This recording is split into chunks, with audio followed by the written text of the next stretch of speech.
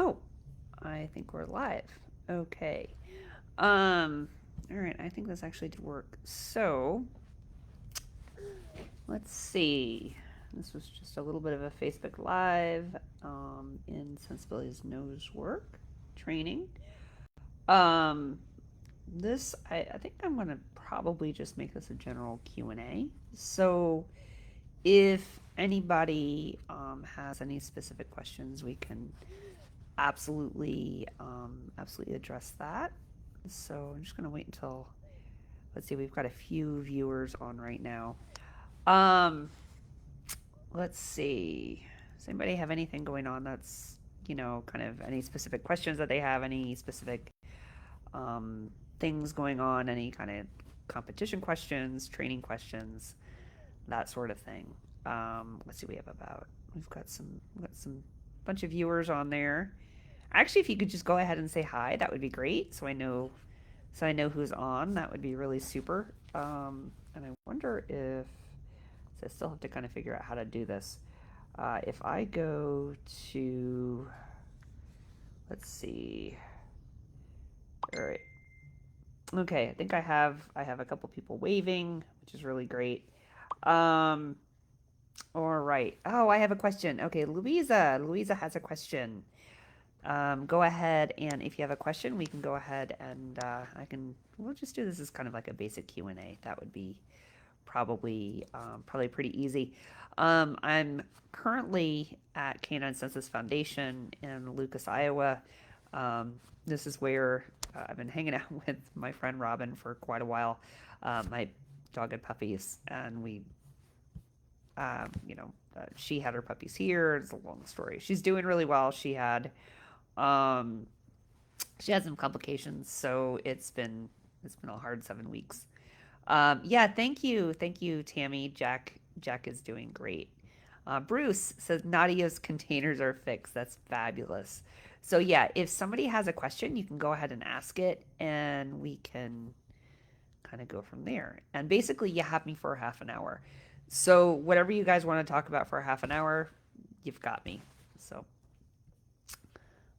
I know Louisa said she has a question, so you can go ahead and ask that if you would like to. Otherwise, we can, we can talk about whatever you guys might be interested in. Today is the first day of term, so until you guys have questions, I'll just kind of mention that. First day of classes started today. I've got 3 different classes going on. I've got Introduction to Nosework going on. That started Container Wizardry, and I have a class on handling. So those are the 3 classes that just started today. And Louisa has a question. She said, my lab is starting excellent AKC and runs across the start line, but then takes her time searching. How can I make her faster?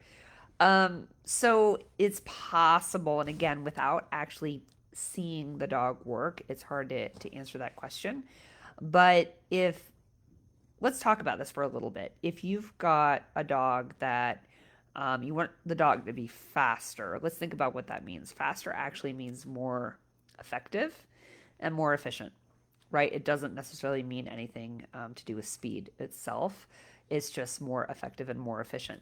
So if we think about it that way, and we have a dog that may rush across the start line, when I see that happening, we have to ask ourselves, how good is the dog's engagement, right? How good is the dog's focus? Is the dog in drive, or is what we're seeing more arousal based? And if the dog is taking their time searching, are they actively searching, or is it searching, or is the dog kind of multitasking? Are they sniffing other things? Is it that they're having a hard time problem solving and nailing down the odor, in which case that's kind of like a skill that, maybe the dog has to start to develop some of those skills? Or is it, is it that the dog isn't focused enough? So I would say, first of all, check to make sure that your dog's arousal is appropriate. Make sure your dog is engaged. Make sure your dog is focused. If you can get those 3 pieces really solid, then the speed of finding the hide is going to improve, just in general. if you're finding that the arousal, because if the dog's running across the start line, that's a clue to me that says maybe the arousal's too high. I would try first lowering the arousal and making sure that the dog is engaged. If you get those two things, you're going to find that the focus gets a little bit better, and you may find that your dog starts to source a little bit more quickly. Okay. Ava has a question about containers. Pattern training versus air scent training. Is one better than the other? It depends. So, what it really depends on, that's a really great question, by the way. So, that has to do with whether or not you know how many containers there are and how big the odor is. In which case, if we're talking essential oil, the odor is very large. It's also depends on how much odor comes out of the containers. In some cases, the odor will come out a lot more. In some cases, the odor may be more contained. And it really depends on what that container is made out of. So, for instance, like cardboard, that's like a sponge. That odor just, you get a big, huge scent cone. So, in that case, if I have a big, huge scent cone and I know how many hides, air scenting is kind of the way to go. If I don't know how many hides, I really need the dog to check really and cover all of the containers. Or if I don't know how many hides and I have containers that aren't going to produce as much odor, I need to be a little bit more careful. So it's really going to depend. And in some cases, I may make a handling decision based upon my search parameters. So if I know how many hides there are, or like if they're cardboard boxes, if I know how many hides there are in their cardboard boxes, I'm going to let my dog air scent a little bit more. So it really is going to depend on that. So one is not necessarily better than the other. It's really more situational and what seems to be better in that situation. Also, keep in mind if you know how many hides there are and you have a lot of distractions, you know what? Air scenting may be better because your dog's going to be drawn in more to the target odor. That's that would be my thought there. I'm just gonna kind of let's see here. Barb, Lori, I'm not really quite sure what that question is asking, so I'm gonna kind of skip down here. Barb says, "How do you handle humidity and heat?" I entered our first trial and I think overstretched it. I entered 3 elements, morning and afternoon, both days. That's a lot of searching. I also have a very robust dog. He's ready to go as soon as we go anywhere. Um, Keep in mind that when a dog searches, they are having to breathe differently. So you can have a very robust dog and they can still suffer from heat and humidity. And it can also be very dog dependent. I look at my dog Brava, who is a very, she's very, very driven dog she's 8 years old now, but I have to say that this is kind of like something that she's always kind of dealt with. She's not naturally very heat tolerant at all.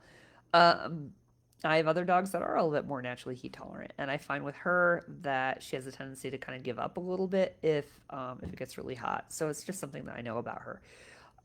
What I would say is, first of all, just make sure that your dog is able to stay cool. Now, I don't necessarily encourage, running the car or, creating in air conditioning because then you have a very big and dramatic change between, how the dog is kind of how they're hanging out and then they have to go and search. And let's say they're like super cool, like they're in a running car or they're in a crated area that's air conditioned, and all of a sudden they have to go where it's hot. That's a big jump. That can be really hard on a dog. I prefer when I'm trialing in a hotter type of environment or something like that, that I like to keep the dog in the car with the car really open, but keep that car kind of shady on the inside. So what I have, I use different types of cooling things with my vehicle. I use like the Illuminets. I also with my vehicle, I have a full size van, and I have these things called heat shields that I put on the inside of the van, and it reflects out the heat. So I try to make sure that where the dogs are positioned, that they're on the shadier side of the vehicle. So I find that just kind of, putting a fan on them, that keeps them cool enough without making kind of that jump between, where they're hanging out all day and the search itself to be really drastic. That said, you still have to keep them cool in the car. Like, you don't want them to get too warm, or they're going to get really, their energy is going to get really sapped. Also, I would definitely keep in mind that when the dog searches, they really are having to breathe in a different way. They're having to move in a different way. And it takes a lot of mental stamina. So even if you have a very physically robust dog, they can get really kind of tired pretty quickly. So what I would say is maybe on those hot and humid days, if you know it's going to be hot and humid, it's that time of year, I may enter fewer things. The other thing is heat acclimation is a real thing. The hard part about this time of year right now is that we had some cooler temperatures in a lot of areas, and then they kind of spiked up. When you get that little bit of a spike, that's when it's really hard. It's hard for dogs to go from a, like, even if they're used to like 50 degrees and they go to 70, they can overheat. Even though 70 feels like it's like super, super comfortable, because it's like, oh, it's not 90, right? But if they have that big jump, it's really hard, if they haven't physically acclimated to that. So it's important, if you're going to be trialing your dog in warmer temperatures, to make sure that they do actually get a chance to acclimate in the heat. And if you have a big jump in temperature, that like in a short amount of time or something, just be aware that even if it's 70 degrees, if it had been 50 degrees for the past few weeks or whatever, your dog's not ready for that. The other thing that you can do is cooling coats are great, but except when you have a lot of humidity. Sometimes they're not so great if they're evaporative. However, I like you can get like the Chili Buddy reflective one, which is kind of nice, which is it's made out of the aluminate. And I've done where I've soaked those in cool water, like cold water or even ice water sometimes, and putting that can actually provide some cooling as well. I happen to like doing that, and then that can keep the dog cooler and that sort of thing.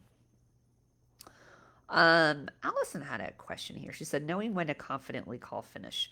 How do you find a middle ground between the dog says they're done by stopping searching and looking to the handler, which, by the way, I try not to do, and the dog will keep searching until the handler says we're done? Neither seems ideal as we move from NW3 to Elite.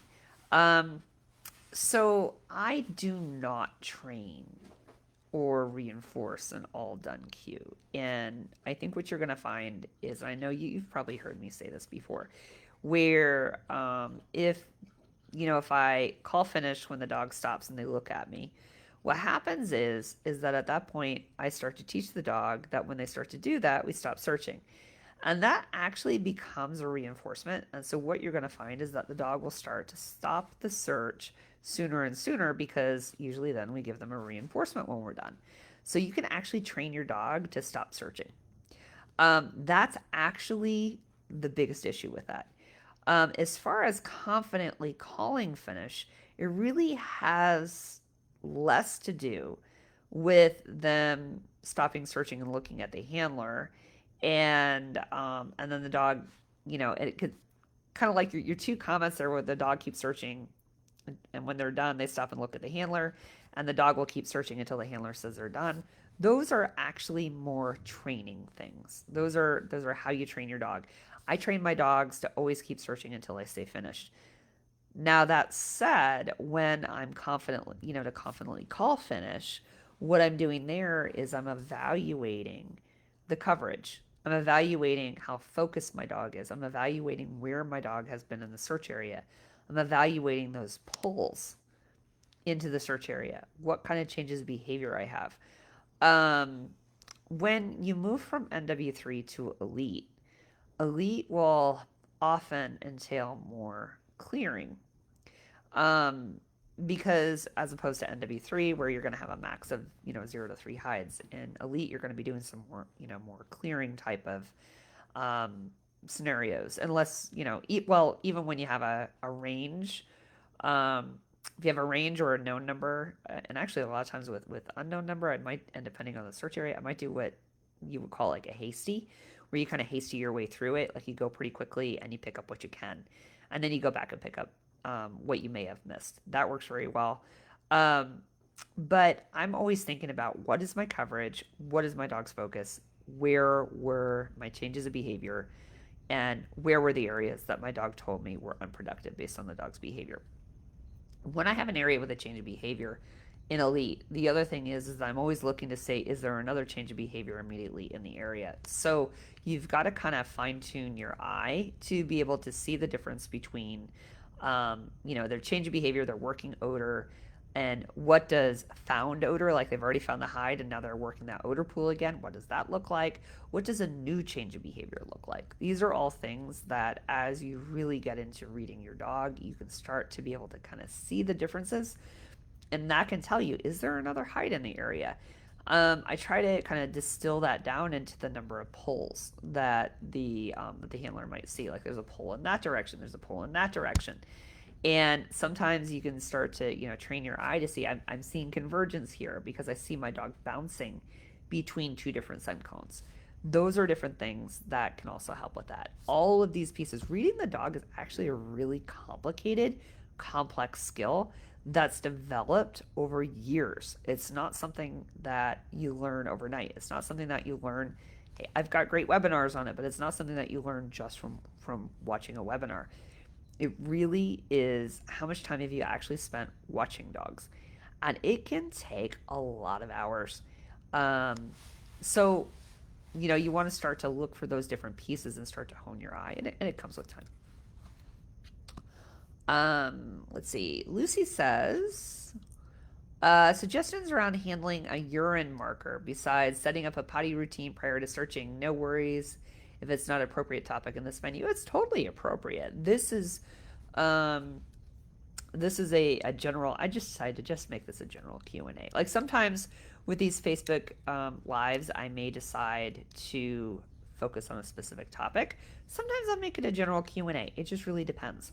My goal is to do a half-hour Facebook Live once a week, and just kind of, here's my half an hour, guys, and we can talk about whatever you want to talk about. It's just really is kind of a free resource that I just kind of throw on there every so often, and if it's helpful for people, awesome.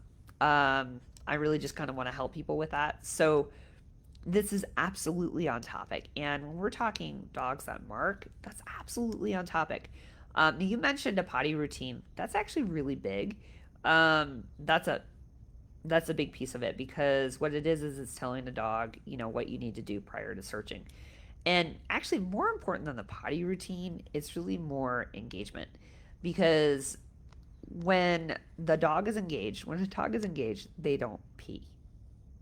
It's plain and simple. That's actually why the potty routine works. Because what happens is that you get your dog out of the car, and an engaged dog shifts into work mode because they're excited. They're going to go work, right? When you see a dog that, the handlers are trying to just like empty out the bladder and they're like peeing as much as possible on the way to the search, usually because they're worried because they have an intact male or something, what you're seeing is actually like blips in the engagement. So an engaged dog's not going to pee or not going to mark. It's when they lose the engagement or lose the focus that you're much more likely to get that. But dogs that are very task oriented, dogs that are on task, you're much less likely to see that. That said, I generally say, there really should be consequences to peeing in a search area. And part of the issue is, yeah, maybe you had just a minor blip in your engagement because, like, ooh, that smelled really good. I need to pee on that. Maybe they were thinking that because they're sniffing already, right? So you do need to have consequences. And those consequences are really going to vary dog to dog. If I have a dog that's very soft or very timid or very sensitive, how I handle that dog is going to be very different than if I have kind of a hard-tempered dog. And like a hard driving, hard tempered dog, how I handle those two dogs are completely different. So, for instance, my mini Aussie, he's 14 years old now, but let's say he lifted his leg in the search area. In that case, I might interrupt it, although he's not as sensitive as he used to be. But let's say let's go back 10 years even, and let's pretend he lifted his leg in a search area. what I would probably do is just interrupt it, just stop it, go off to the side, and take a minute or two. Just breathing, maybe a minute, maybe not even more. Get my dog re engaged, give the dog a new start line, and ask the dog to search again. That way, I've broken the chain, but I've not scolded the dog. I've not put the dog away. I've not, you know, anything like that, right? I've kept it very neutral and I just stopped the chain and restarted the chain. That can be very helpful for the sensitive dogs. If you have a dog that's a very hard driving, kind of like a hard tempered dog, you know, if they lift their leg in the search area, game's over. We put the dog back in the car. Those are consequences. So for a dog that really, really wants to search, that's actually a pretty severe consequence. And then we take the dog out in the next rotation. Okay, now let's try it again. Right? So how you might handle it is going to vary depending upon the dog that you have. So I would first ask yourself, what is the dog like? The dog that I'm training, the dog in front of me. What is this dog temperament like? Because number one, we need to set the dog up for success. The potty routine really does help that. Getting the pottying on cue is really helpful. That's something I start with when I house break the dogs. I always teach my dogs how to potty on leash. It's really important. You teach the dog how to potty on leash. You put that on cue. And when I take my dogs out of the van, they immediately potty, and then we're done with pottying. The only exception to that is my search and rescue dog, because if she's working 80 acres, let's face it, if she's searching for a long time, she may just need to have to go to the bathroom. But for Nosework or something like that, where you have a shorter search time or maybe a smaller search area, that sort of thing, having that super clear start and stop to we're starting potty, we stop potty, and now we get engaged. It's all about engagement. Now we go to the search area, and okay, if you and the other part of that is being able to recognize, is your dog about to pee, right? When our dogs are making the decision to mark, there's a lot of behaviors that the dogs are giving us prior to that happening. So we need to be adept not only at reading the dog's behavior in odor, reading the dog's behavior out of odor, but also reading the dog's behavior before they do something like peeing. Are they sniffing dog pee? What does that look like? What does it look like when the dog's body language when they're about to pee? A lot of times there's usually a little bit of, with the male, you're going to start to see a little bit of sideward movement. They're going to start to move their hips somewhere, right? Pay attention to what that looks like. When dogs sniff pee, the one foot usually comes up. They get very still. These are not target odor behaviors. So get really good at reading that. So hopefully that's helpful, Lucy. So Louisa, you're saying her focus is great. She searches thoroughly each object and will come back to the hide multiple times before alerting. Sounds like an arousal issue. If the arousal is too high, that's what's going to happen. Because I know you were asking me about searching and getting her to be faster. I would do single hides and lower your arousal. I can almost guarantee you have an arousal issue based upon what you've said. We have time probably we have a little bit longer. Okay, we do have a little bit longer. Okay, so Sheila says, my dog usually has great odor obedience, but lately is alerting on cold containers. Usually when the containers are odd, tiny blocks, flat containers, etc. Could it be my moving odor over to the blank hide? It could actually just be novelty. It's really interesting when I watch my dog, Y. His name is Y. When I watch him and he approaches something novel, it's really funny. He's my little mini Aussie. He'll come up and he'll kind of like nose boop it. And it's kind of like he's exploring it a little bit. And I think in some cases, sometimes you have different objects or things like that have a little bit of novelty to them. And what you're kind of explaining here, when you're talking about odd, tiny blocks, flat containers, all of these things are kind of novel. You have to really watch your dog to find out, is is your dog behaving in this is a novel object way, or is it actually an odor issue? So right now, I don't know if you've taken my NW345 class, Container Wizardry. If not, I'd encourage you. It actually just started today. There, we really teach the dog really a lot about sourcing and really to understand containers, because sometimes it's just a little bit of a fluency issue. So a false alert just may actually be a fluency issue in that case. So especially when it comes to flat containers, they're not really quite sure how to source that, or not really quite sure how to work the odor around that. That could be the issue, or it could just be the novelty of the containers themselves. So it may not be your movement. What I would absolutely encourage you to do is to videotape. And if you can get any of these things on video, then you can start to say, okay, what was the cause and effect here? If now a lot of the things I do in class that you guys will see if you're in NW345 is that we do a lot of work off leash. I like to do a lot of work off leash, kind of back off, so that my dog can work the setup, the containers in this situation independently. Because what I want to do is I want to make sure that the dog has true understanding, they have true fluency, they really understand the task, and I break that task down into little bits and pieces. Does my dog really understand how to source? Does my dog really understand how to use the air currents? Does my dog, all of these things, right? Does my dog really understand what source is and what, when we're talking about containers?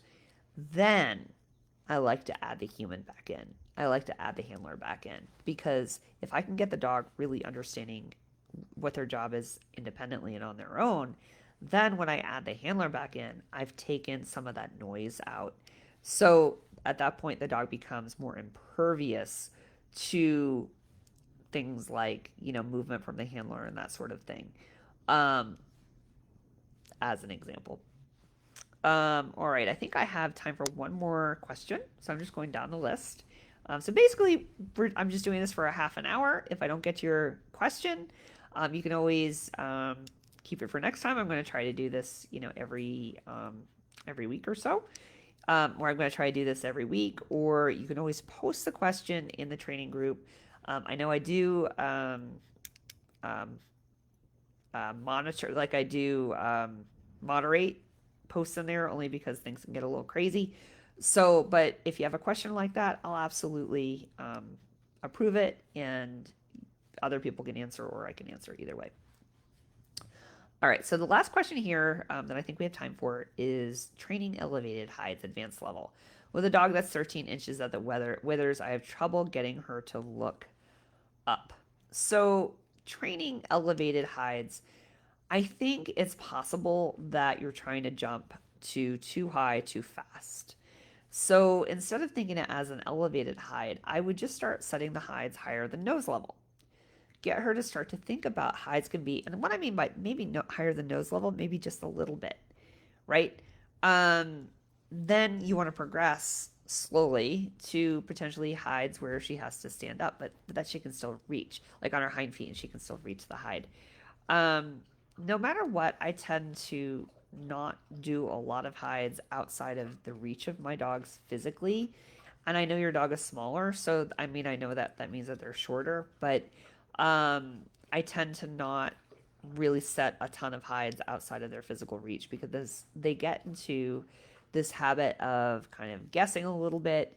You can get a lot more fringe alerts. You can train in problems if you're not careful. One of my dogs, my little elite champion 14-year-old dog, he's 15 inches at the withers. And I think that was on a good day. He's old now, he's 14. So I've definitely worked with his height, shorter, that sort of thing. They can still find all that truly elevated heights. And part of that is really teaching them that if they can physically get to the hide most of the time, it becomes a lot easier for them to have the confidence to start to search those out. And you can start to see the body language, and that will start to give you the information that you need to be able to call them. So All right, I think we're going to wrap that up. I hope this has been really helpful for folks. And just to remind you, today was the first day of class at Fenzi Dog Sports Academy. I have 3 different classes going on. NW 101, which is my introduction to Nosework, I'm going to have half-hour Facebook Lives in the student study group for all students, bronze also, bronze, silver, and gold. They're going to have a half an hour free Facebook Live every week. I'm going to try that for the first time. Um, so if you want, if you haven't started the sport, or if you know people who want to start, tell them about that. Otherwise, I have Container Wizardry, which is probably one of my most favorite classes I've ever written, which is all about either troubleshooting or developing fluent containers. It's a whole lot of fun. It actually made containers fun for me when I wrote that class. I used to really hate containers. Now I think they're fun. It's mostly because of that class. And then I have NW420, which is honing your nosework handling. And in that one, I really break down, you know, handling in a way that you understand what you're communicating, you can handle intentionally. So it's not about following your dog around, it's not about directing your dog, it's about being intentional with how you handle and really understanding how your body language affects the dog, and being intentional with what you do with your body language to set your dog up for success. So that's what that class is about. So hopefully this is helpful for you. Hopefully you had, I know I answered a few questions. There's only so much I can do in 30 minutes, but um, I really, really hope that it was able to kind of get people's thoughts going, start thinking about training. And anyway, I hope enjoy your day, get out there, train your dog, and I will chat with you guys next week. Okay, bye bye.